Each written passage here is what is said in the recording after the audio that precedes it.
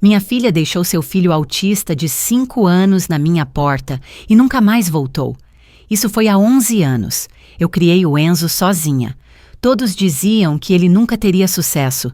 Diferente demais, difícil demais. Eles estavam errados. Aos 16 anos, ele construiu um software que valia 3,2 milhões de reais.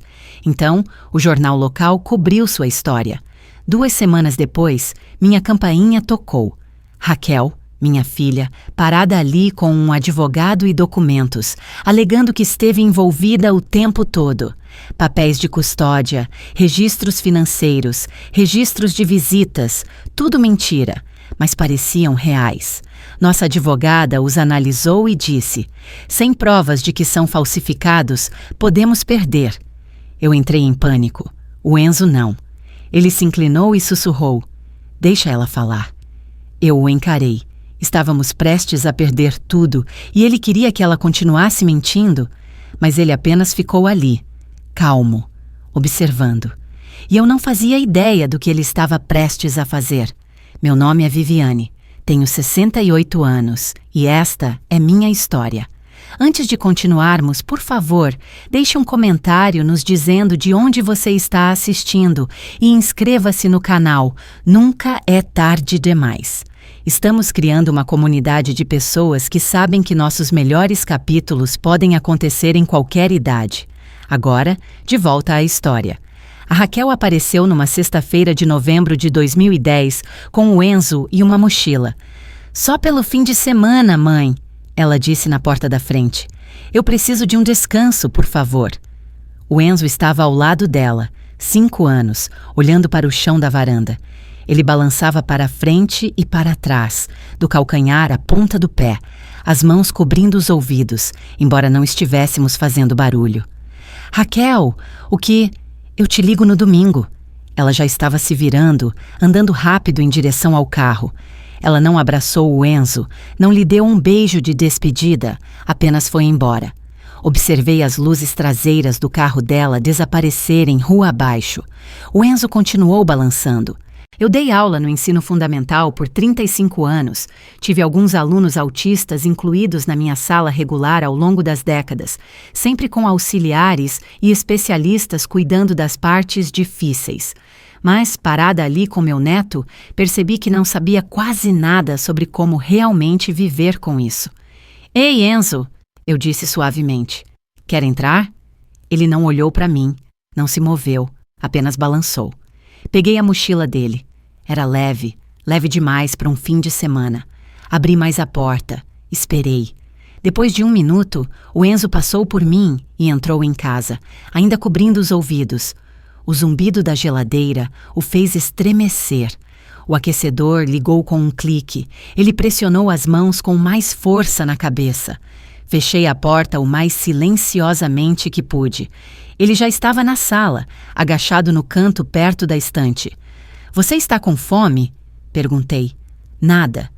Com sede? Ele balançou mais rápido. Fui à cozinha, coloquei água em um copo de plástico amarelo que eu guardava para quando ele visitava. Essas visitas eram raras, talvez 2 vezes por ano, sempre curtas. Levei o copo para ele, coloquei no chão a um braço de distância. Ele parou de balançar, olhou para o copo, depois voltou a balançar. Aquela primeira noite foi pior. Fiz nuggets de frango e batata frita para o jantar, porque a Raquel uma vez me disse que era o que ele comia. O Enzo deu uma olhada no prato e se virou. Tentei macarrão. Não. Tentei um sanduíche. Ele o empurrou pela mesa. O que você quer comer? Perguntei. Ele murmurou, um som baixo na garganta, e olhou para a parede. Dei-lhe bolachas de água e sal. Ele comeu 3. A hora de dormir foi um desastre. Tentei ajudá-lo a escovar os dentes e ele gritou, não chorando, gritando como se eu o estivesse machucando. Eu recuei e ele parou, mas estava tremendo. Tudo bem? Eu disse. Tudo bem, você pode pular hoje.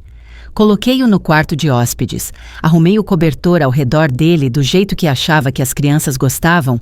Ele o jogou para longe. Tentei de novo, ele gritou. Deixei o cobertor aos pés da cama e saí do quarto. Ele não dormiu. Eu podia ouvi-lo murmurando a noite toda, aquele mesmo som baixo, sem parar.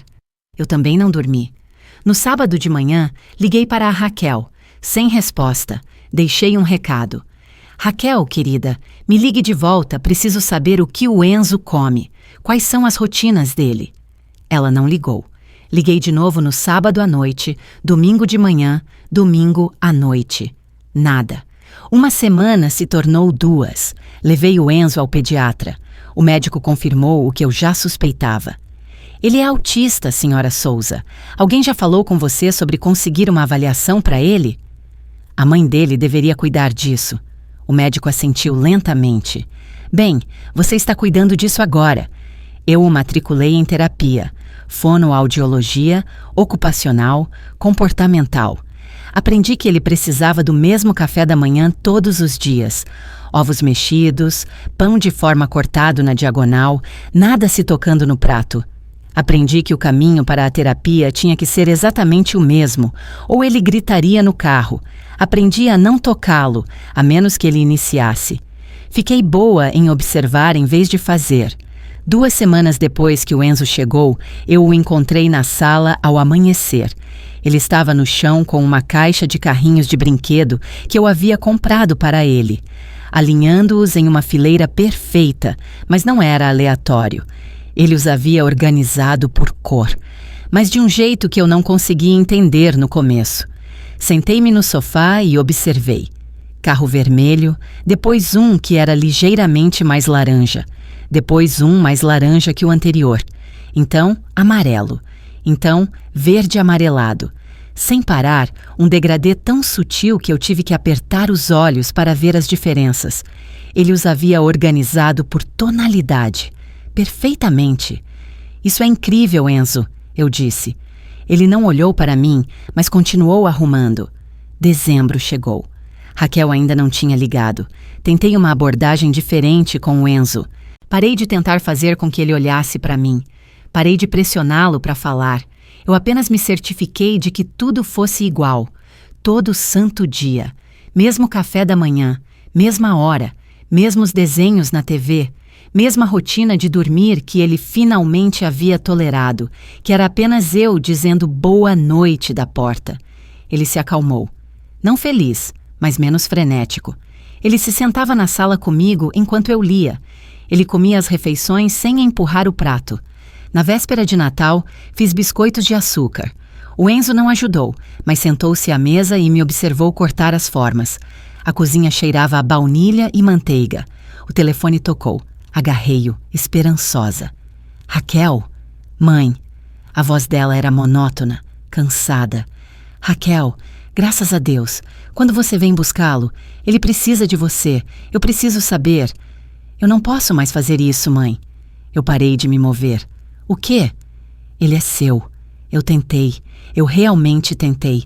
Mas eu não consigo. A voz dela falhou. Eu simplesmente não consigo. Raquel, espere. A linha ficou muda. Liguei de volta. Chamou. Nenhuma resposta. Tentei de novo. Caixa postal. Fiquei parada na cozinha com o telefone na mão, os biscoitos queimando no forno, a fumaça começando a subir. Desliguei o forno. Tirei a assadeira. Os biscoitos estavam pretos. Sentei-me no chão. Apenas fiquei ali sentada com as costas contra o armário. O Enzo apareceu na porta. Ele olhou para mim por um longo momento, mais tempo do que ele jamais havia olhado para mim antes. Então ele foi até o balcão, pegou o copo amarelo que eu lhe dera naquele primeiro dia e o trouxe para mim. Ele o colocou no chão ao meu lado. Olhei para o copo, olhei para ele. Ele voltou para a sala. Eu chorei sentada ali no chão da cozinha com uma assadeira queimada e um copo de plástico amarelo. Os anos seguintes se misturaram. Mantive tudo exatamente igual para o Enzo. Mesmo café da manhã toda manhã, ovos e pão. Mesmo caminho para todos os lugares que íamos. Mesma hora de dormir. Mesma rotina. Tudo igual. Quando eu mantinha a consistência, ele ficava bem. Talvez não feliz, mas bem. Quando ele fez 6 anos, ficou obcecado por um conjunto de letras magnéticas que eu lhe comprei. Ele as arrumava na geladeira por horas. Não palavras, padrões, grupos, sequências que eu não conseguia entender. Então ele começou a desenhar símbolos em pequenos cadernos de uma loja de R$1,99. Círculos, linhas, marcas, registrando algo que só ele entendia. Na terapia, perguntei sobre isso. Ele faz essas marcas em todos os lugares. Devo me preocupar? A terapeuta, uma mulher paciente chamada Doutora Lúcia, balançou a cabeça. Ele está rastreando o mundo dele. Isso o ajuda a se sentir seguro. Deixe-o fazer. Então eu deixei. Ele encheu caderno após caderno com seus símbolos e marcas. Quando ele fez 7 anos, os símbolos se tornaram letras. Depois, palavras curtas. Ovo, pão, escola, casa. Coisas simples, mas escritas em letras de forma nítidas. Aos 8, ele estava escrevendo frases completas. Horários. O que ele comia. Onde íamos. O que acontecia. Ele aprendeu a fazer contato visual às vezes, pequenos vislumbres. Ele aprendeu a tolerar o supermercado se fôssemos no mesmo horário toda semana. Ele aprendeu que eu não iria embora, não iria mudar as coisas sem aviso. Uma manhã de primavera, quando ele tinha 8 anos, eu estava fazendo o café da manhã. Ovos, pão, o mesmo de sempre. Enzo sentou-se à mesa com seu caderno, escrevendo algo. Por que a mamãe foi embora? Eu quase derrubei a espátula. Me virei. O Enzo estava olhando para o caderno. Não para mim, mas ele havia falado. 3 anos de quase silêncio. Depois, palavras soltas. E agora isso. Uma frase completa. Uma pergunta. Sentei-me à frente dele. Ela disse que não conseguia lidar com isso. Ele assentiu uma vez. Escreveu algo em seu caderno. Voltou a olhar para a página. Levantei-me, terminei de fazer o café da manhã, coloquei o prato dele na frente dele. Então fui ao banheiro e chorei onde ele não podia me ouvir. Ele havia falado. Ele havia feito a pergunta que eu não sabia como responder. Mas eu lhe disse a verdade. Era tudo o que eu podia fazer. A verdade. E ovos com pão toda manhã. E o mesmo copo amarelo. Era o que eu tinha para lhe dar. Teria que ser o suficiente. 1 ano depois que o Enzo falou comigo pela primeira vez, a escola ligou com um problema. Era setembro de 2014. O Enzo tinha 9 anos, começando o 4º ano. Achei que tínhamos superado as partes mais difíceis. Ele estava falando em frases completas agora. Comendo no refeitório sem crises, até levantando a mão na aula às vezes. Progresso. Então o diretor Andrade quis mudá-lo de sala. Senhora Souza, precisamos discutir a alocação do Enzo, ele disse ao telefone. Professora nova este ano, professora Bruna, que parecia gentil na orientação. Eu estava esperançosa. Qual é o problema? Perguntei. O Enzo seria melhor atendido em nossa sala de recursos especiais. Os outros alunos estão avançando em um ritmo diferente. Segurei o telefone com força. O Enzo acompanha o trabalho. Não se trata de desempenho acadêmico, é sobre comportamento. Ele não participa de atividades em grupo. Ele não faz contato visual durante a hora da rodinha. Ontem ele cobriu os ouvidos durante a aula de música. Porque é alto, ele tem problemas sensoriais. Senhora Souza, temos um programa projetado para crianças como o Enzo. Seria menos estressante para todos. Menos estressante para a professora, ele quis dizer. Quero uma reunião do PEI, eu disse. Plano de ensino individualizado. Podemos marcar isso, mas esta semana. Silêncio. Vou pedir à minha secretária para ligar para você. Passei 3 dias me preparando. Imprimi todos os boletins, todas as notas de progresso da terapia, cada pedaço de documentação que eu guardava em pastas. A leitura do Enzo estava acima do nível da série. Sua matemática estava 2 anos adiantada. Sua caligrafia era cuidadosa e nítida. Cada letra perfeitamente formada. O problema não era que ele não podia aprender. O problema era que ele aprendia de forma diferente. A reunião foi em uma tarde de sexta-feira. Sala de reuniões da escola. Muito clara. Luzes fluorescentes zumbindo. O diretor Andrade sentou-se na cabeceira da mesa. A professora Bruna ao lado dele, psicóloga escolar, coordenadora de educação especial, todos eles com pastas. Eu tinha uma pasta, mas era grossa. Obrigado por vir, senhora Souza, disse o diretor Andrade. Queremos o que é melhor para o Enzo. Eu também. A professora Bruna falou primeiro. Voz suave, sorriso simpático. O Enzo é um menino doce, mas ele tem dificuldades sociais. Ele não interage com os colegas. Durante o trabalho em grupo, ele fica sozinho. Ele se recusa a participar. Ele faz o trabalho? Perguntei. Ela hesitou. Sim, mas a educação não é apenas sobre folhas de atividades. É sobre aprender a trabalhar com os outros, a se comunicar. Ele é autista. A comunicação é mais difícil para ele, mas ele está tentando.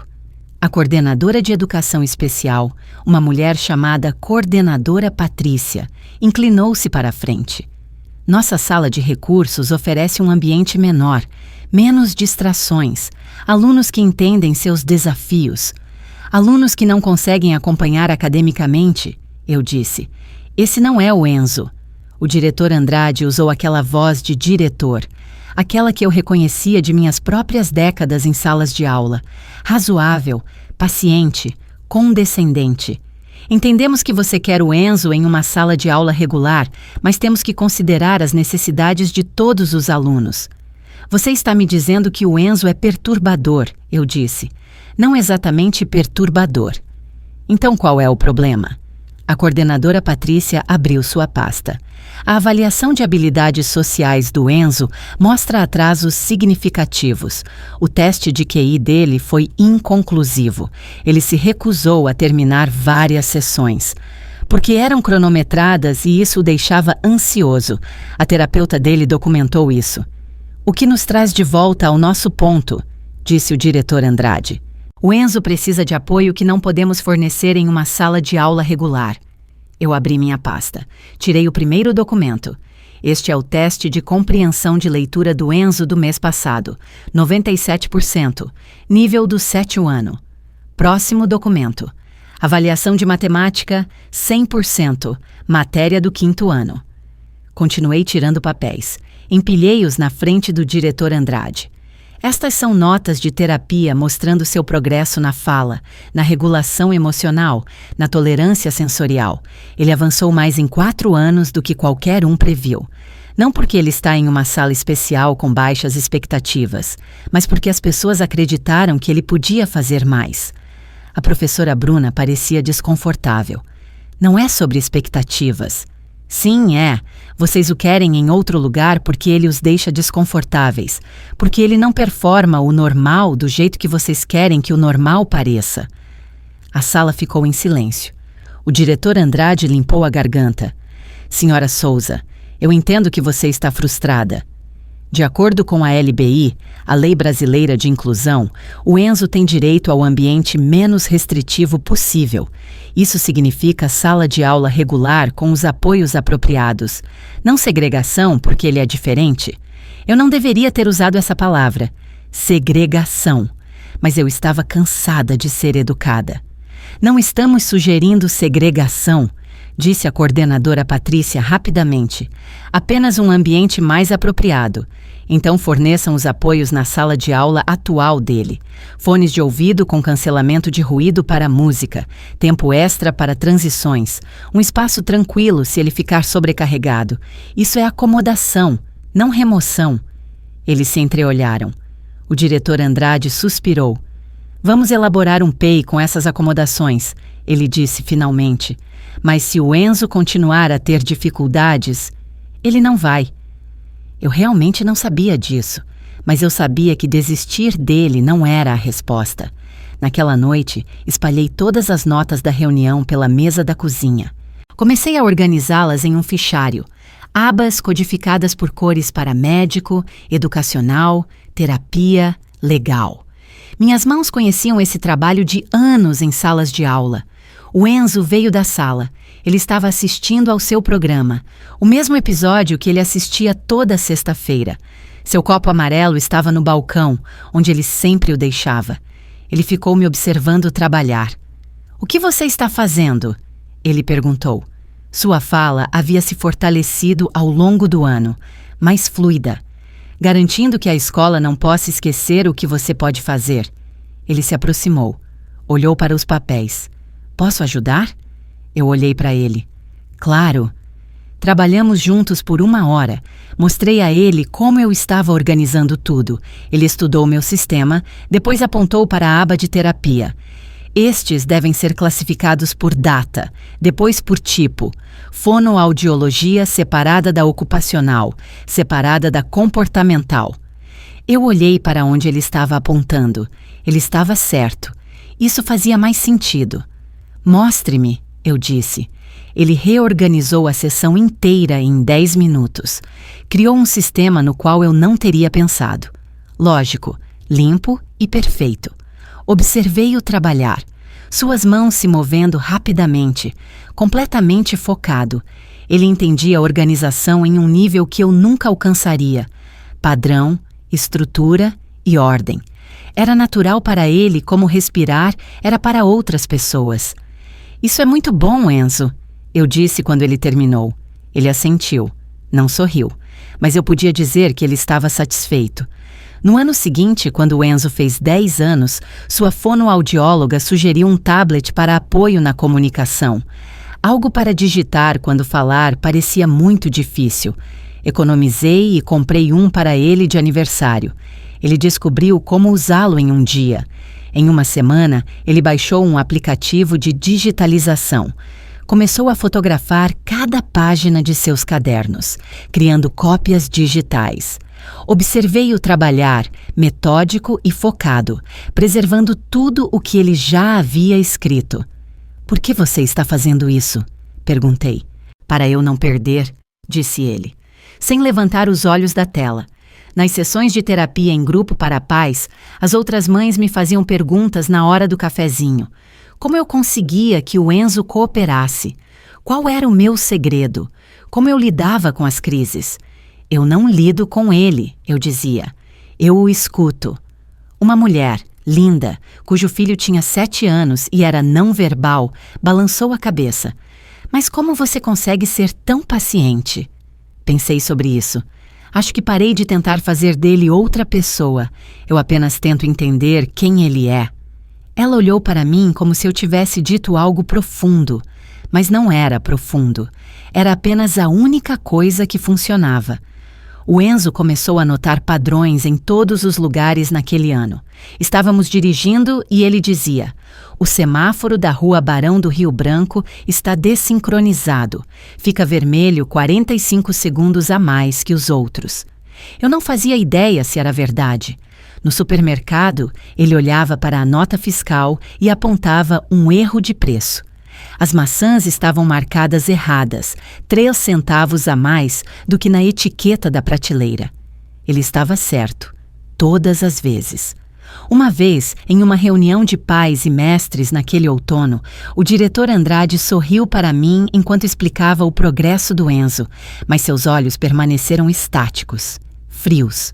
No carro, o Enzo disse: "Ele não gosta de mim." "O quê?" "Não, querido, ele estava sendo gentil." O rosto dele se moveu errado.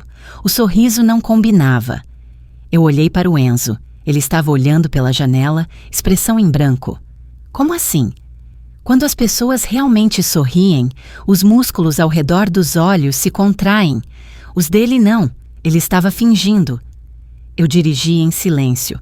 O Enzo tinha 10 anos e lia rostos melhor do que eu.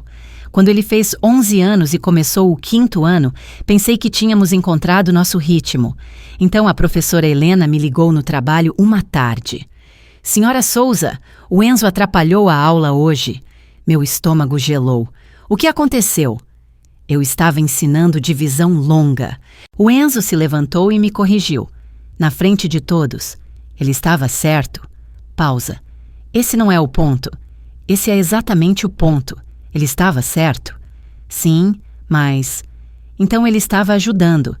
Senhora Souza, ele me envergonhou. Ele precisa entender que há hora e lugar. Ele tem 11 anos. Ele vê um erro, ele corrige. É assim que o cérebro dele funciona. Outra reunião de pais. Outra pilha de papéis. Desta vez, Queriam rotulá-lo com transtorno opositor desafiador. Eu trouxe 6 meses de notas de terapia. As avaliações da doutora Lúcia mostrando que o Enzo não era desafiador. Ele era direto, factual.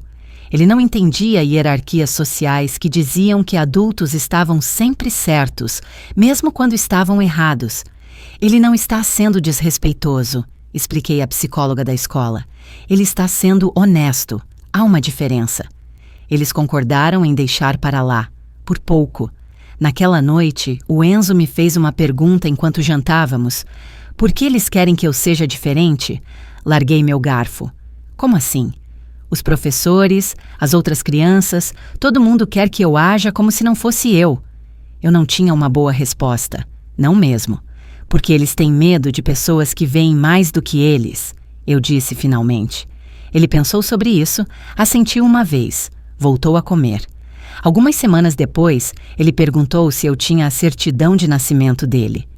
Por que você precisa disso? Perguntei. Eu quero ver. Encontrei-a no meu arquivo. Ele a estudou por um longo tempo, depois pediu seus papéis de matrícula da escola, seu CPF, qualquer coisa com o nome dele. Você está bem? Perguntei. Isso é sobre sua mãe? Eu só quero ver tudo, ter certeza de que está tudo aí. Presumi que ele estava processando o que havia acontecido. Tentando entender por que a Raquel foi embora, como era sua vida no papel, fazia sentido para uma criança que organizava o mundo em categorias e arquivos. Eu o ajudei a digitalizar tudo para o tablet dele. Registros de nascimento, histórico médico, cada documento legal que eu tinha no arquivo. Ele salvou tudo cuidadosamente. Fez backup, criou pastas com rótulos que eu não entendia bem. O que você está construindo? Perguntei uma vez. Um sistema, disse ele, para que nada se perca. Beijei o topo de sua cabeça. Tudo bem, querido. O que quer que ajude? Eu pensei que ele estava lidando com seu passado. Eu não fazia ideia de que ele estava se preparando para o seu futuro. Esse futuro começou a tomar forma no inverno que o Enzo fez 12 anos. Ele estava digitalizando documentos há meses, organizando tudo em seu tablet com um foco que aprendi a não interromper. Mas em junho de 2017, ele descobriu algo novo: programação. Encontrei-o na mesa da cozinha uma tarde com meu notebook antigo aberto, olhando para uma tela cheia de texto que parecia um hieróglifo para mim. Linhas de palavras, símbolos e colchetes. O que você está fazendo? Perguntei. Aprendendo Python. Ele não levantou os olhos. O que é Python? Uma linguagem de programação. Estou seguindo um tutorial. Inclinei-me sobre seu ombro. A tela mostrava instruções sobre variáveis, funções e loops. Nada daquilo fazia sentido para mim. É para a escola? Não, eu só quero aprender. Eu o deixei em paz. Era o que funcionava com o Enzo, deixá-lo seguir o que o interessava. Ele passou o inverno inteiro naquele notebook. Enquanto outras crianças estavam em colônias de férias ou na piscina, o Enzo estava programando. Eu levava o almoço para ele e ele comia sem desviar o olhar da tela. Seu copo amarelo estava ao lado do notebook, meio cheio de água que ele esquecia de beber. Em agosto, ele estava me mostrando coisas que havia feito, pequenos programas que realizavam tarefas que eu não entendia. Este aqui organiza arquivos por data, ele explicou. Este encontra duplicatas. Este verifica se um arquivo foi modificado. Isso é realmente impressionante, Enzo. Ele assentiu. Continuou digitando. Em setembro, usei o resto das minhas economias para comprar um computador melhor para ele. Um de verdade. Não meu notebook velho que levava 5 minutos para ligar. Ele tinha merecido. O homem na loja de eletrônicos perguntou para que o Enzo o usaria. Programação, disse o Enzo. Quantos anos você tem? 12. O homem sorriu. É uma boa idade para começar. Você vai longe. O Enzo não respondeu. Apenas esperou que eu pagasse. Em casa, ele montou o novo computador em seu quarto.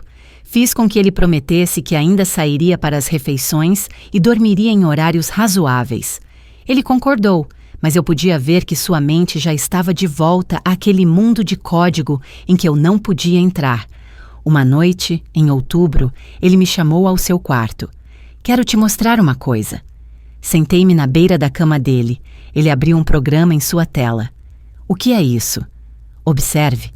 Ele abriu um documento, um arquivo de texto simples com algumas frases. Então ele rodou seu programa.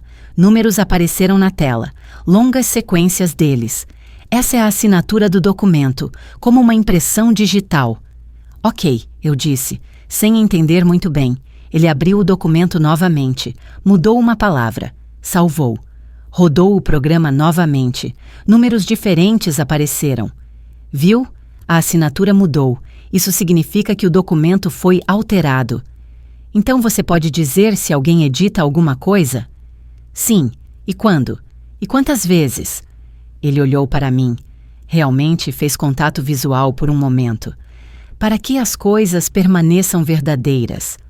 Pensei em todas aquelas reuniões da escola, todas aquelas vezes que os administradores disseram uma coisa e depois alegaram ter dito outra, todas as vezes que eu desejei ter provas.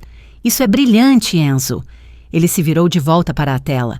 É apenas reconhecimento de padrões, digital em vez de físico.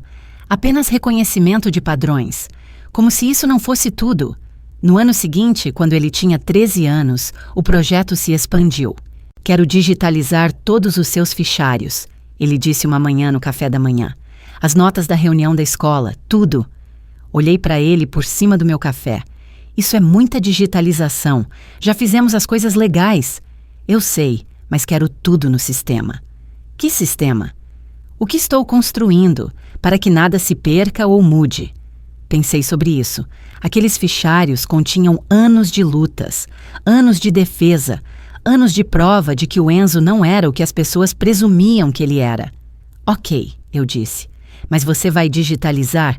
Minhas costas não aguentam tantas horas debruçada. Passamos semanas nisso. Eu pegava os fichários e o Enzo digitalizava página após página. Notas da reunião do PEI de 2014. Avaliações de terapia de 2012. Boletins. Notas de progresso. Relatórios de incidentes, cada pedaço de papel que contava a história do Enzo. Ele não apenas os digitalizou, ele fez algo em cada arquivo em seu computador, adicionando camadas de informação que eu não podia ver. O que você está adicionando? Perguntei uma vez. Marcas de tempo, códigos de verificação, valores de hash. Ele fez uma pausa. Cada documento se conecta aos anteriores e posteriores.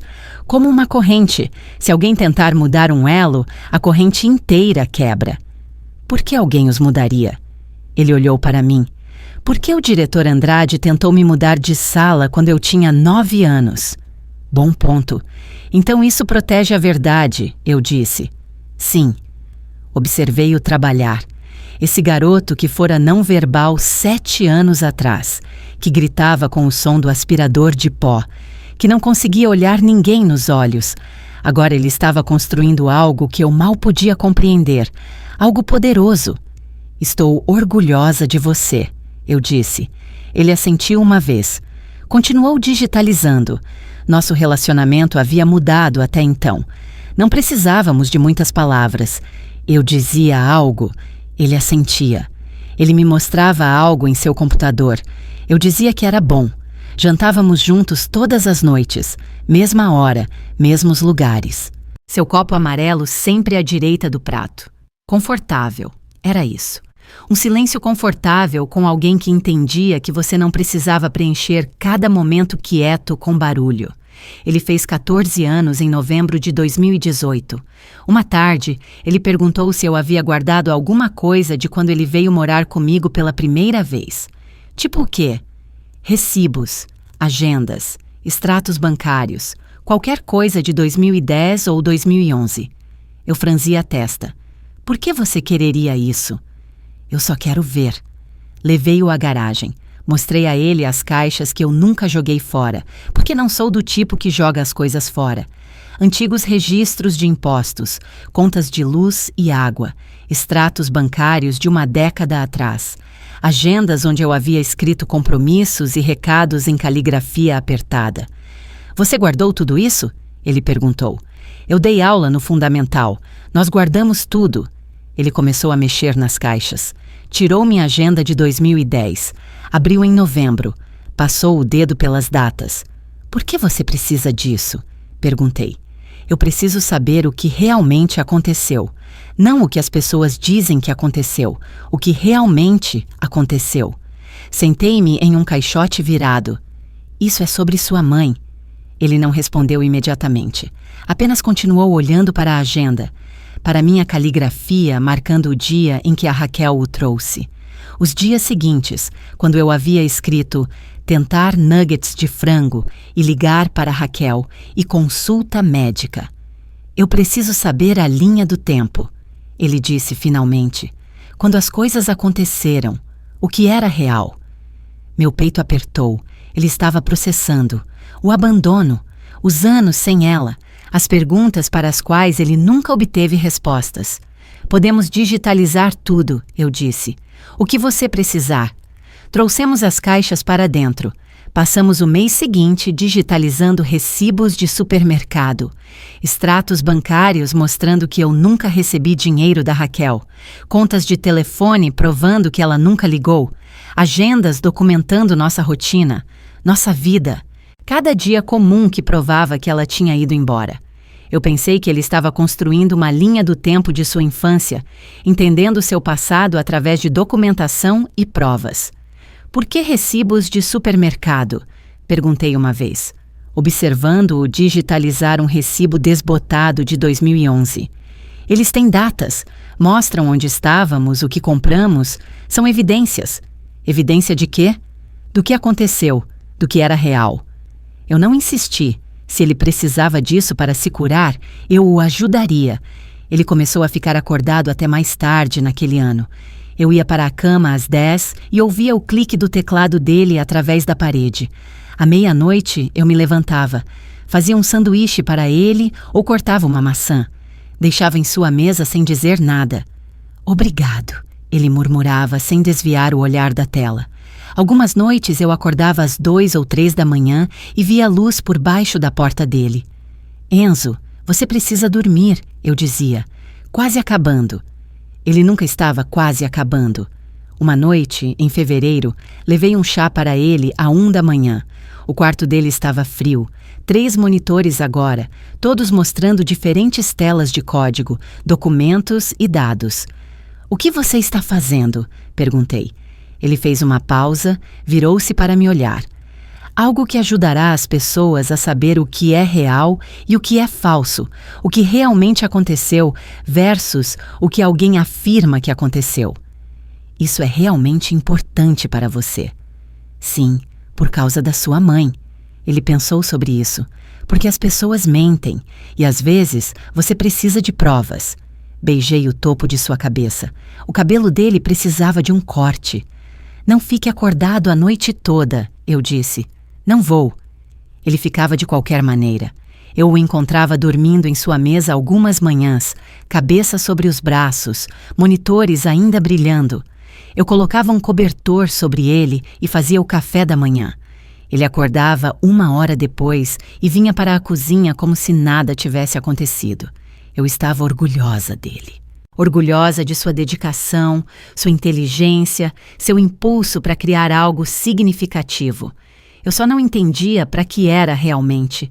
Eu pensei que ele estava se curando do passado.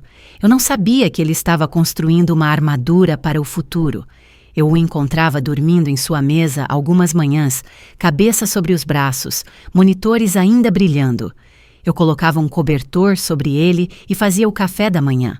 Ele acordava 1 hora depois e vinha para a cozinha como se nada tivesse acontecido.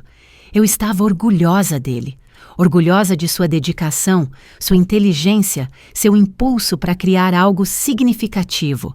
Ele me pedia às vezes para testar seus programas, clicar neste botão, dizer a ele se as cores pareciam certas, se as palavras faziam sentido. Eu não entendia o que nada daquilo fazia, mas podia dizer a ele se parecia acabado. Funciona? Eu perguntava. Sim. Então no que você ainda está trabalhando? Tornando-o melhor, sempre melhor. sempre mais preciso, sempre mais um teste, mais uma verificação, mais uma maneira de provar o que era real e o que não era. Eu pensei que era apenas um projeto, algo impressionante que ele colocaria em inscrições para a faculdade algum dia. Eu não fazia ideia do que ele estava realmente construindo. O que ele estava construindo acabou sendo algo pelo qual as pessoas pagariam milhões. O Enzo tinha 15 anos quando terminou, outono de 2020, meio da pandemia, o mundo confinado e todos de repente vivendo online. O Enzo mal notou a diferença. Ele já vivia em seu quarto com seus computadores há anos. Quero te mostrar uma coisa, ele disse uma tarde em maio. Eu o segui até seu quarto. 3 monitores, todos mostrando telas diferentes. Ele abriu um programa com uma interface limpa e simples. Nada extravagante, apenas caixas, botões e texto. É isso, disse ele, o sistema de verificação. O que ele faz? Ele clicou pelas telas, mostrando-me recursos que eu só entendia pela metade. Ele analisa documentos. Verifica se foram alterados quando foram criados, se as assinaturas correspondem a outras amostras conhecidas. Ele pega falsificações. Observei o programa rodar em um documento de amostra. Números apareceram, gráficos, resultados de análise. Então, se alguém falsificar um documento, isso pega. Sim, os metadados, as impressões digitais, os padrões. Ele vê o que as pessoas não podem. Isso é incrível, Enzo. Ele assentiu. Eu vou vendê-lo. Para quem? Empresas de segurança, prevenção de fraudes, qualquer um que precise verificar se os documentos são reais. Ele disse isso de forma tão natural, como se fosse óbvio. Meu neto de 15 anos ia vender software para empresas. Você sabe como fazer isso? Perguntei. Eu andei pesquisando. Claro que ele andou. Ele começou a contatar empresas naquele mês, enviou e-mails com linguagem profissional que ajudei a polir, embora sua maneira direta de escrever fosse mais clara do que a maioria das comunicações empresariais que eu já tinha visto. A primeira venda veio em junho. Uma pequena empresa de segurança comprou uma licença por R$20 mil. Eu olhei para o número na tela quando o Enzo me mostrou. 20 mil? É menos do que deveria ser, disse ele. Mas é uma prova de conceito. Agora eu tenho um cliente. Ele estava certo. Assim que se espalhou que seu sistema funcionava. Outras empresas queriam demonstrações. O Enzo participava de teleconferências em seu quarto. Aquela mesma voz calma que ele usava comigo, explicando conceitos técnicos sem simplificá-los demais. Eu ouvia do corredor às vezes. Ele dizia coisas como: o algoritmo compara valores de hash em múltiplas camadas de verificação. E de alguma forma, os empresários do outro lado o entendiam. Ou fingiam que entendiam. Ele fez 16 anos em novembro de 2020. Em janeiro de 2021, ele tinha mais 6 clientes e dinheiro suficiente em sua conta para pagar a faculdade 2 vezes. Então as grandes ofertas começaram a chegar. Empresas de tecnologia queriam direitos exclusivos. Empresas de prevenção de fraudes corporativas queriam licenciá-lo para todas as suas operações. Os números saltaram de milhares para centenas de milhares, para milhões. Preciso de ajuda, disse o Enzo em fevereiro. Não sei como avaliar esses contratos. Encontrei um advogado empresarial através de um colega, Dr. Jorge Nakamura, especializado em propriedade intelectual e licenciamento de software. Ele se encontrou conosco em um sábado de manhã na nossa mesa da cozinha. Espalhou 3 ofertas de contrato diferentes. Todas são substanciais, disse ele, olhando para o Enzo. Você construiu algo valioso. O Enzo assentiu. Qual é a melhor? O Dr. Jorge o guiou pelas opções. Acordos de licenciamento que pagariam ao longo do tempo. Ofertas de aquisição que comprariam o software imediatamente. O Enzo ouviu, fez perguntas específicas sobre termos, condições e direitos. Quero vendê-lo completamente, disse o Enzo finalmente. Não quero gerenciar licenciamento, suporte ou atualizações. Apenas vender e pronto. O Dr. Jorge pareceu surpreso. Tem certeza? O licenciamento pode pagar mais a longo prazo. Há uma cláusula de não concorrência na aquisição, disse o Enzo. Se eu vender, não posso fazer software de verificação concorrente por 5 anos. Isso é padrão, disse o Dr. Jorge. Isso te incomoda? Não, eu terminei com esse tipo de software. Eu olhei para ele. Ele disse isso com tanta certeza, como se já tivesse planejado o que viria a seguir. Ele o vendeu em março por 3,2 milhões de reais. 3,2 milhões. Eu não conseguia processar esse número.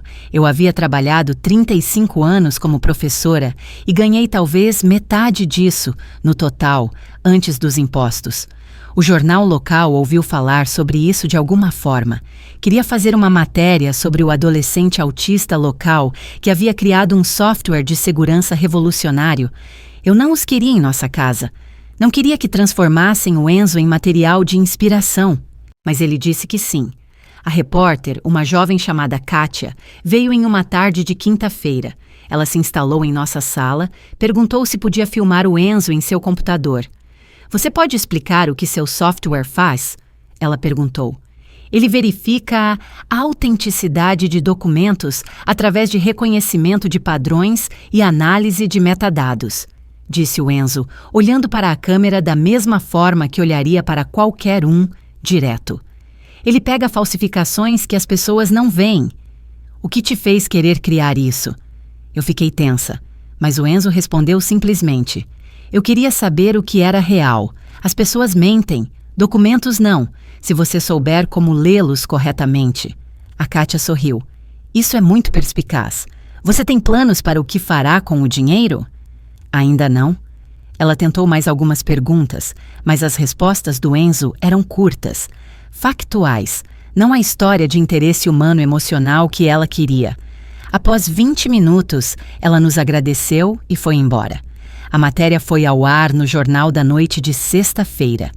Adolescente local cria software de segurança revolucionário.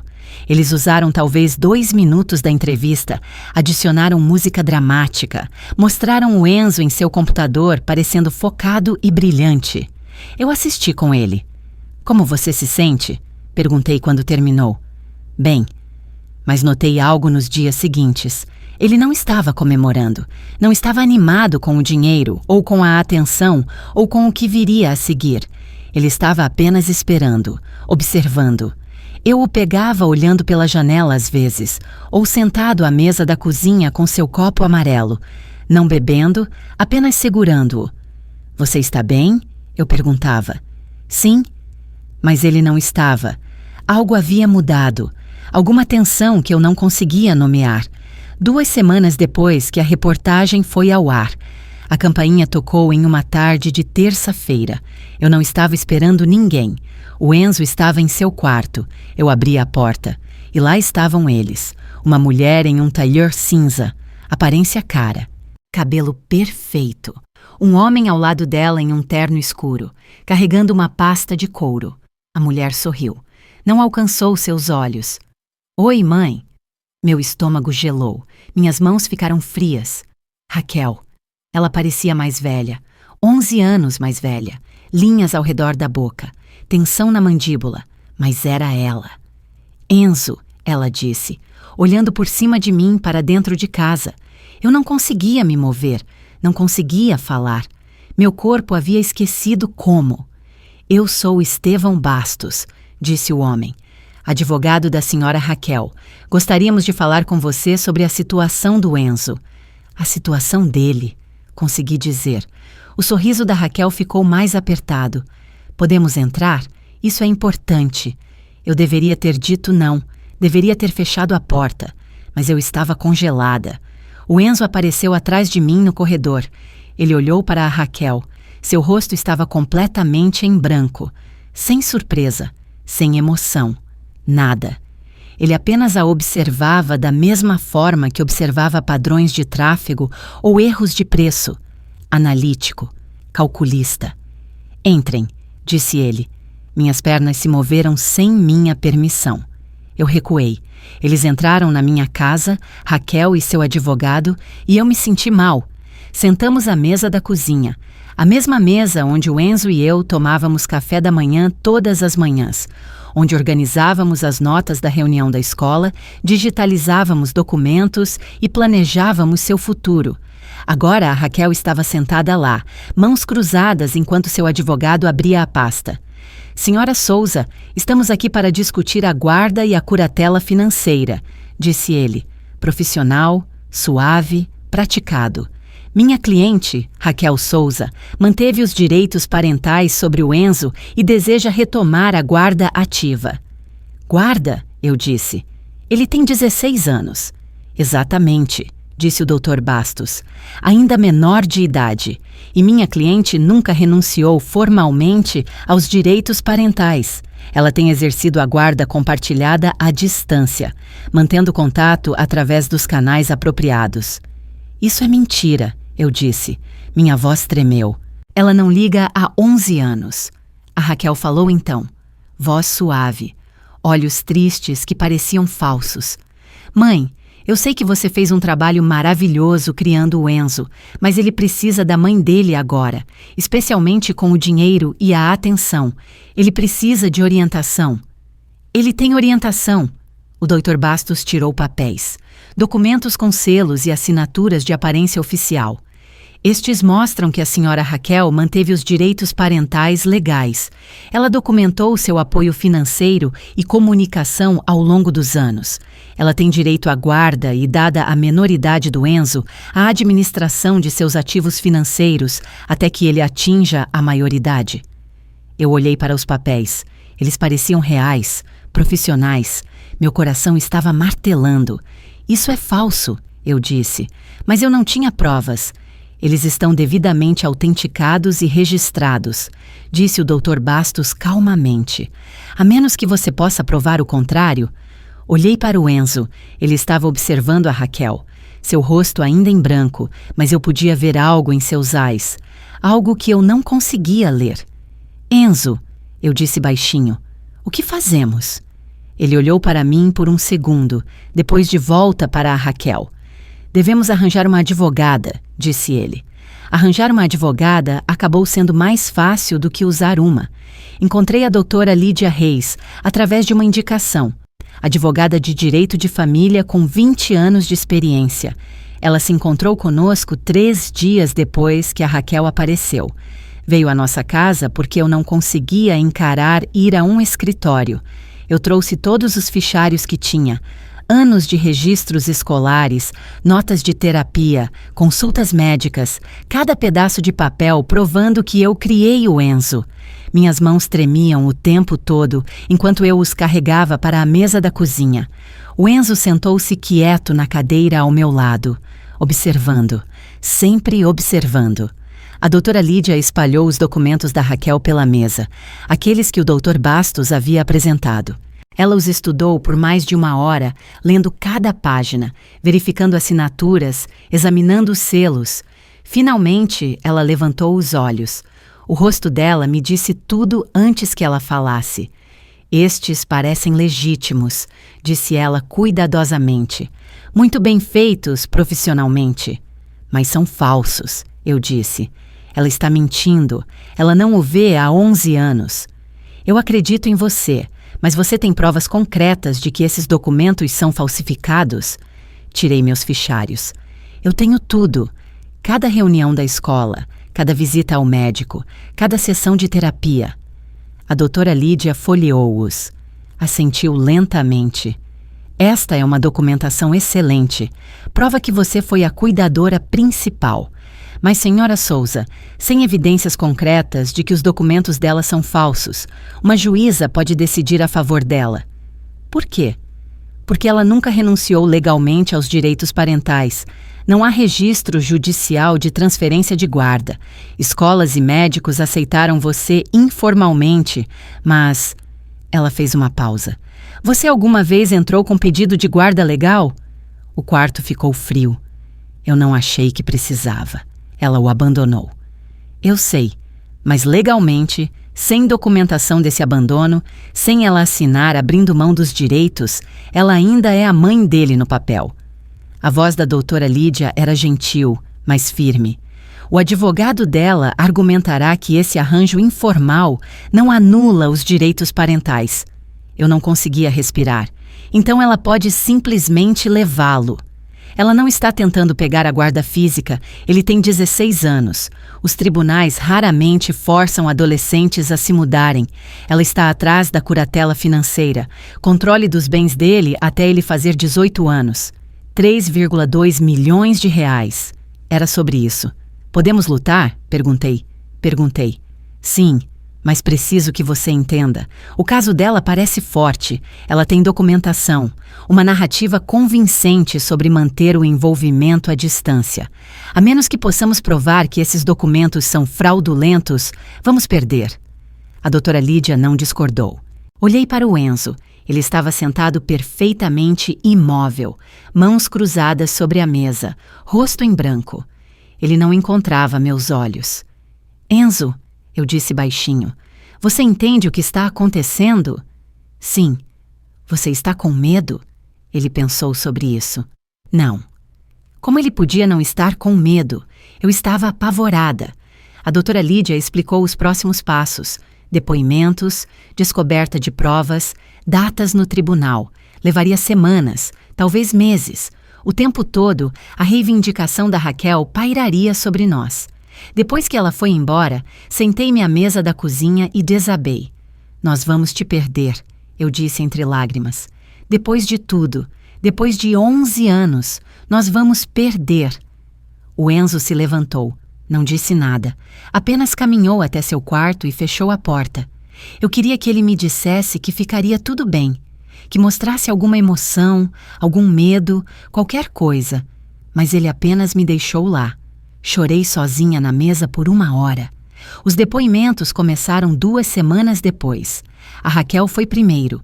Ela sentou-se na sala de reuniões do escritório de seu advogado, perfeitamente composta, cabelo arrumado, maquiagem sutil, usando um suéter cinza suave que a fazia parecer maternal. O Dr. Bastos fez perguntas.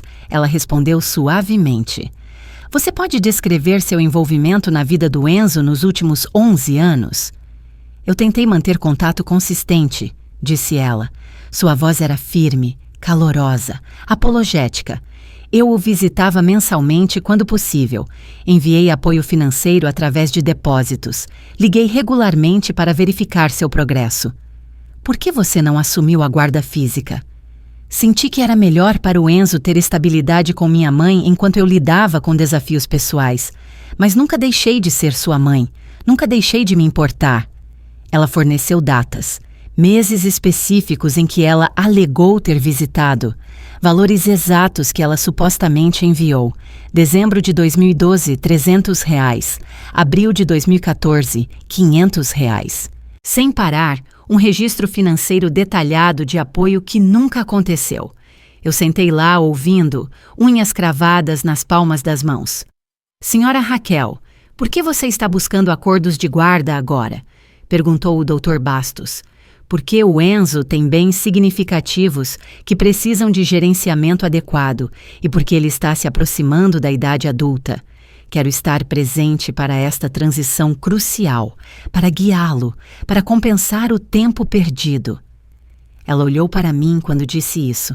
Olhos tristes, sorriso arrependido. Eu queria gritar, queria chamá-la de mentirosa na frente de todos, mas a doutora Lídia havia me avisado. Mantenha a calma, não reaja, deixe-a contar sua história. Depois que a Raquel terminou, a doutora Lídia me chamou de lado. O testemunho dela é detalhado, consistente. Isso é muito convincente para os juízes. É tudo mentira. Eu sei, mas você pode provar? Eu não podia. O depoimento do Enzo foi 3 dias depois. O Dr. Bastos fez perguntas sobre sua infância, sobre memórias de sua mãe, sobre o envolvimento dela. Você se lembra de sua mãe te visitando? Perguntou o Dr. Bastos. Não me recordo de visitas específicas. Você se lembra de telefonemas dela? Eu teria que verificar meus registros. E quanto ao apoio financeiro, você sabia que ela estava enviando dinheiro?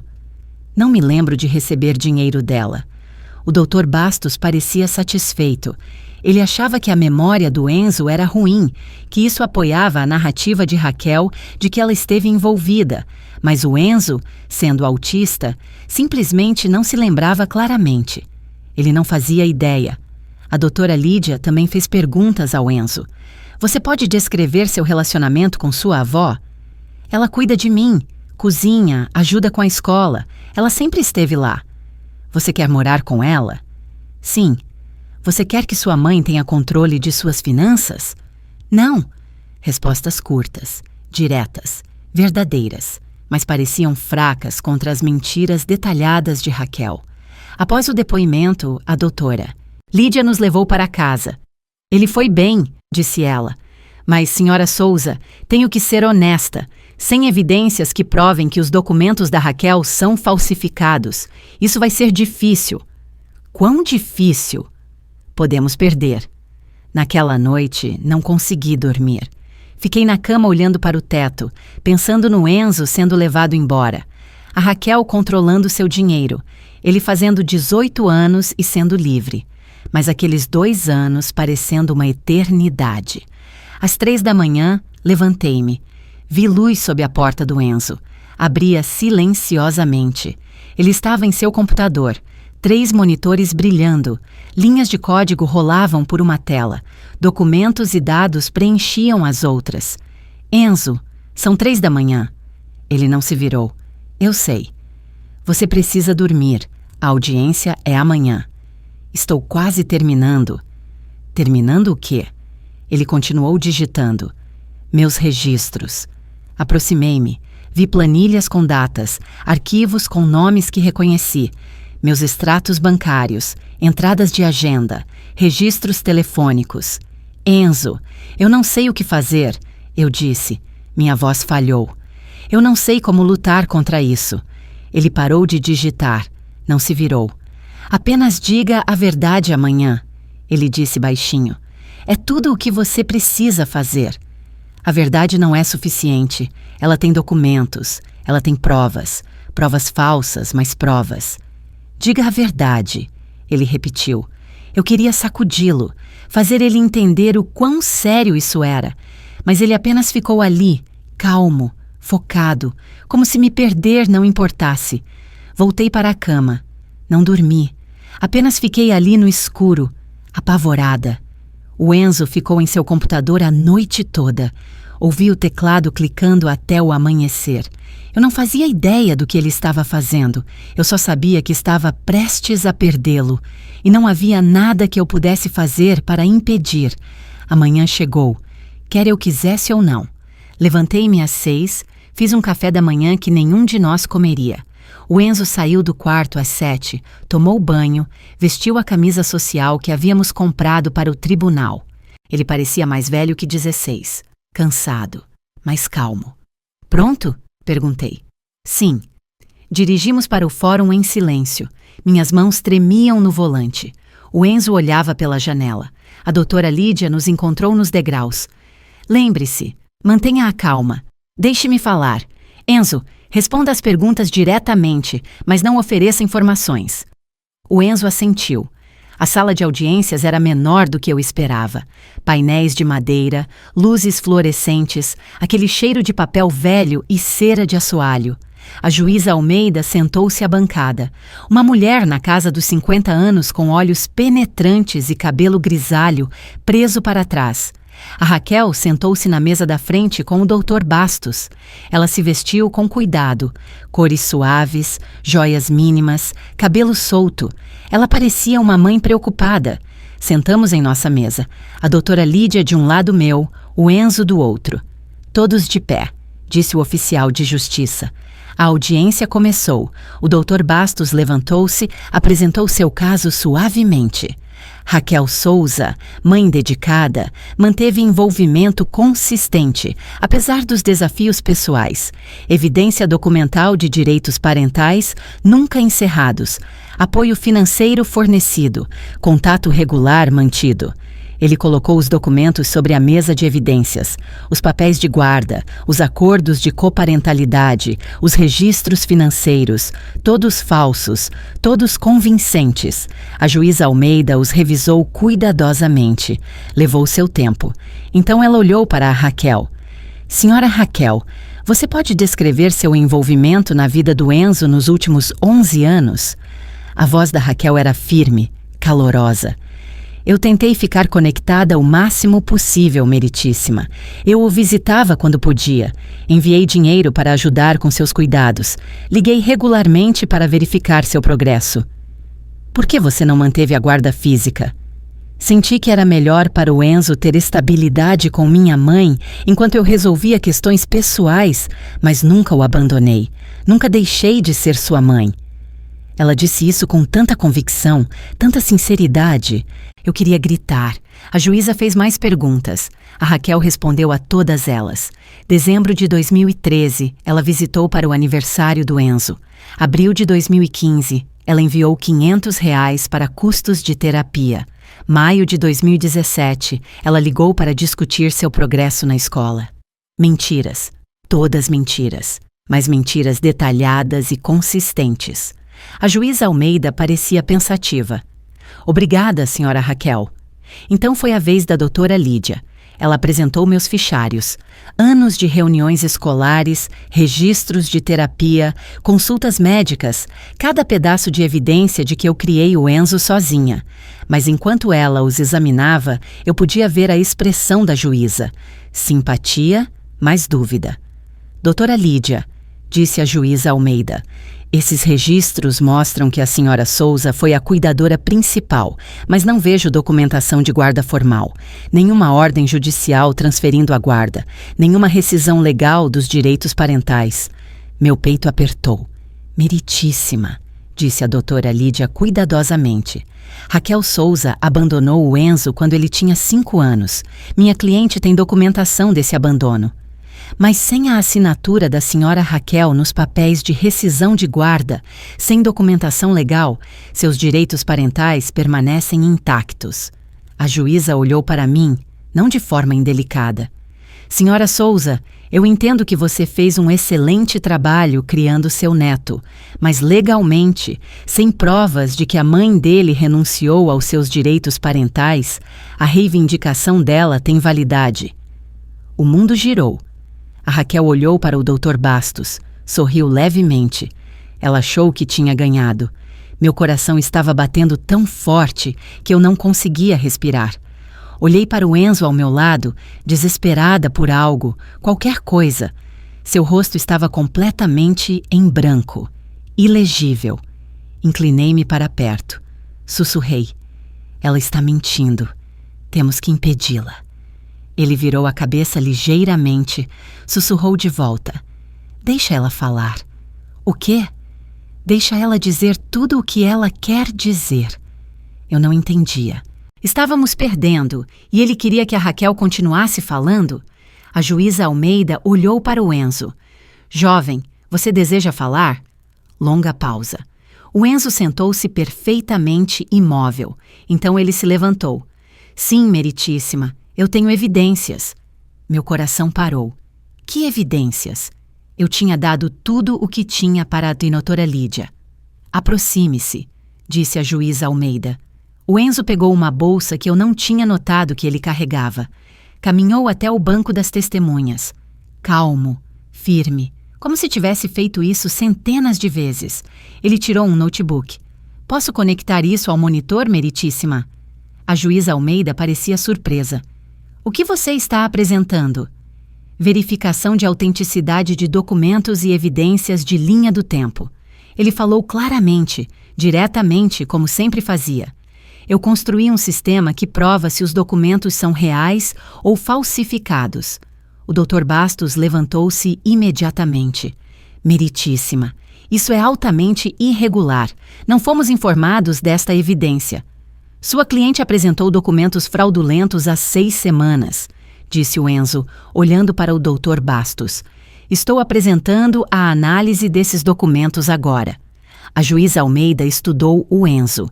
Prossiga, mas é melhor que isso seja relevante. O Enzo conectou seu notebook. O monitor do tribunal se acendeu. Ele abriu primeiro os documentos de guarda da Raquel, aqueles que o Dr. Bastos havia apresentado. Eles apareceram na tela com aparência oficial, com selos e assinaturas. Estes documentos afirmam ser de 2011 a 2020. disse o Enzo. Mas os metadados digitais mostram que eles foram criados há 6 semanas, logo após a notícia sobre minha venda ir ao ar. Ele clicou por telas mostrando datas de criação, propriedades de arquivo, histórico de edição, tudo com marca de tempo. Tudo recente. O Dr. Bastos objetou. Metadados podem ser manipulados? Não neste caso, disse o Enzo calmamente. A verificação de assinatura mostra discrepâncias adicionais. Ele abriu minha cópia de sua certidão de nascimento, a assinatura da Raquel de 2005. Então rodou um programa que analisou as assinaturas nos documentos de guarda. Números apareceram, comparações, análise estatística. Os padrões de pressão não correspondem, a formação das letras é inconsistente, o espaçamento e a inclinação são diferentes, essas assinaturas foram falsificadas. A juíza Almeida inclinou-se para a frente. Como você sabe disso? Eu construí um sistema de verificação. Ele analisa documentos em busca de autenticidade. Foi o que eu vendi no mês passado. Você tem 16 anos, disse a juíza. Sim, ela piscou. Continue. O Enzo abriu uma nova tela, uma linha do tempo. Estes são meus registros. Eu venho documentando minha vida desde os 9 anos. Ele mostrou planilhas, documentos digitalizados, fotografias, tudo com marca de tempo, tudo verificado. A senhora Raquel afirma que visitou em dezembro de 2013. Aqui está a agenda da minha avó daquele mês, mostrando nossa programação. Aqui estão fotos daquela semana com marcas de tempo. Aqui estão minhas notas da sessão de terapia de 9 de dezembro. A terapeuta confirmou que nenhuma mãe estava presente. Aqui está o registro de frequência da escola, mostrando que eu estava presente todos os dias daquele mês. Ele clicou por mais telas. Dezembro de 2013. Raquel não estava lá. A senhora Raquel afirma que enviou depósitos. Aqui estão 7 anos de extratos bancários completos da minha avó. Nenhum depósito de Raquel Souza. Nenhum real. Extratos bancários apareceram na tela. Cada transação destacada. Cada fonte documentada. Nada da Raquel. A senhora Raquel afirma que ligou regularmente. Aqui estão os registros da companhia telefônica de 2010 até o presente. 0 chamadas do número dela após 24 de dezembro de 2010. Registros telefônicos. Anos deles. O número da Raquel em lugar nenhum. Abril de 2015. Ela afirma que enviou R$500 para terapia. Aqui está o extrato bancário mostrando que não houve tal depósito. Aqui está a agenda da minha avó mostrando que ela pagou do próprio bolso. Aqui está o recibo. Cada alegação que a Raquel havia feito. O Enzo demoliu com provas. O Dr. Bastos levantou-se novamente. Meritíssima. Esta evidência não foi divulgada na descoberta. Porque você apresentou documentos fraudulentos há 6 semanas, disse o Enzo. Eu construí o sistema de verificação para analisá-los. Isso é impossível, disse o Dr. Bastos. Você não poderia construir algo assim em 6 semanas. Eu não construí, disse o Enzo. Eu venho construindo isso há 7 anos. Eu apenas terminei de analisar esses documentos específicos há 6 semanas.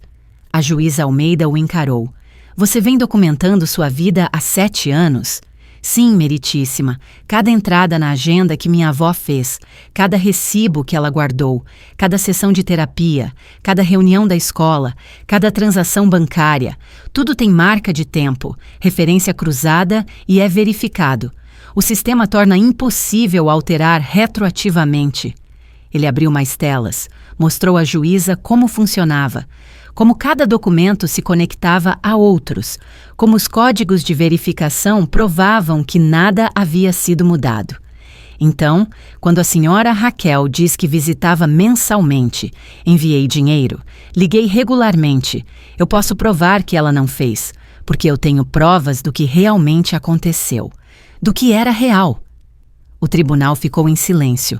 A juíza Almeida olhou para a Raquel.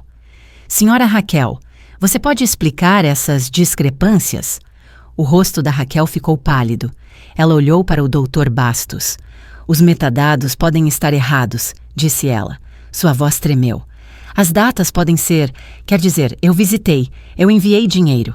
Quando exatamente? Perguntou a juíza. Dezembro de 2013, eu lembro. Você tem provas? Recibos? Fotos? Qualquer coisa? A Raquel gaguejou. Eu não guardei registros. Eu estava lá.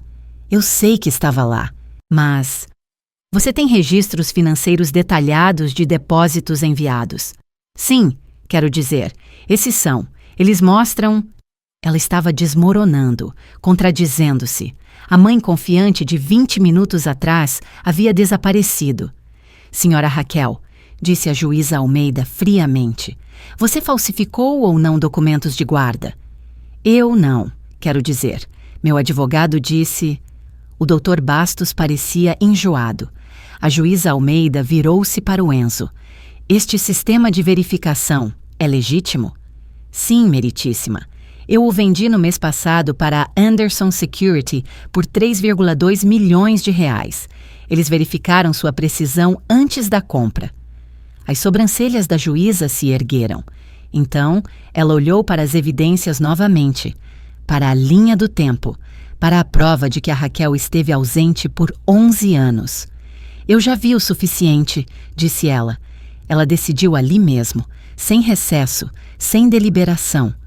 Raquel Souza, considero seu testemunho não crível e sua documentação fraudulenta. A guarda total e curatela é concedida a Viviane Souza. Além disso, estou encaminhando este caso ao Ministério Público para investigação de perjúrio e fraude. A Raquel fez um som de engasgo. Esta audiência está encerrada. O martelo bateu. Tinha acabado. Do lado de fora do fórum, parados sob o sol da tarde, eu finalmente entendi. Você sabia, eu disse. Você esteve nos protegendo o tempo todo. O Enzo assentiu uma vez. Não sorriu. Apenas assentiu. 6 meses depois, as coisas parecem diferentes. O Enzo não podia mais trabalhar com segurança de dados. A cláusula de não concorrência da venda de seu sistema de verificação era clara. Então ele começou uma nova empresa. Teste de software e garantia de qualidade. Estou contratando pessoas como eu, ele disse durante o café da manhã um dia. Pessoas autistas. Nós vemos padrões que outros não veem. Sua primeira contratação foi o Sérgio. Reconheci o nome imediatamente. O Sérgio tinha sido meu aluno 20 anos atrás. Eu havia lutado contra o conselho escolar por ele no 4º ano. Disseram que ele nunca teria um emprego. Agora ele era o testador de qualidade principal do Enzo. Depois o Márcio, depois a Lilian. Mais dos meus ex-alunos, crianças de quem as pessoas haviam desistido. Visitei o escritório do Enzo uma tarde. Espaço pequeno, 6 mesas, todos usando fones de ouvido, quietos, focados. O Sérgio me viu, tirou os fones de ouvido. Dona Viviane, você disse ao diretor que eu não estava quebrado, apenas diferente. A voz dele falhou. O Enzo diz a mesma coisa. Eu não conseguia falar, apenas assenti. A Raquel pegou 2 anos de liberdade condicional e 500 horas de serviço comunitário em um centro de recursos para autismo. 3 meses após o início de sua sentença, eu estava deixando doações de suprimentos e a vi no chão, lendo para crianças não verbais. Ela levantou os olhos, me viu. Nós duas congelamos. Ela parecia exausta, humilde, nada parecida com a mulher que apareceu com um advogado. A diretora do centro me disse, sem saber quem eu era: aquela voluntária vem em horas extras. Diz que está aprendendo o que deveria ter aprendido anos atrás. Eu não falei com a Raquel, apenas observei por um momento, depois fui embora. Algumas coisas não precisam de palavras. Em uma noite de terça-feira, algumas semanas depois, levei o jantar ao apartamento do Enzo, como sempre fazia. Seu copo amarelo estava no balcão, lascado, mas ainda o seu favorito. Comemos em sua pequena mesa, quietos, confortáveis. Comecei a recolher os pratos. O Enzo largou o telefone. Viviane, eu me virei. Ele estava olhando para as mãos. Eu sei o que você sacrificou, por mim. Sentei-me novamente. Esperei. Suas amigas pararam de ligar. Você parou de ir a lugares. Eu ouvi você no telefone uma vez, recusando uma viagem porque não podia me deixar. Enzo, você poderia ter me mandado embora, como ela fez. A escola sugeriu isso. Você não o fez. Minha garganta estava apertada. Você é meu neto. Eu sei. Ele olhou para mim. Mas você escolheu isso todos os dias. Mesmo quando eu não podia dizer obrigado. Silêncio. Apenas o zumbido da geladeira dele. Importou, disse ele baixinho. Estendi a mão sobre a mesa, coloquei minha mão perto da dele. Sem tocar, mais perto. Você valeu cada dia, eu disse. Ele assentiu uma vez. Eu sei disso agora. Sentamos ali por mais um momento. Então eu me levantei. Terminei de lavar a louça enquanto ele abria o notebook. Mesma rotina, mesmo silêncio confortável. Mas algo importante havia sido dito. Beijei o topo de sua cabeça ao sair. Ele não se encolheu. Até terça, eu disse.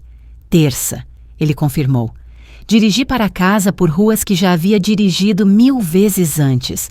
Mesmas rotas, mesmas curvas, do jeito que o Enzo gostava das coisas, do jeito que eu aprendi a gostar também. Meu telefone vibrou em um sinal vermelho, uma mensagem do Enzo. Obrigado. Apenas essas 2 palavras. Eu sorri o caminho todo para casa. Então essa é minha história.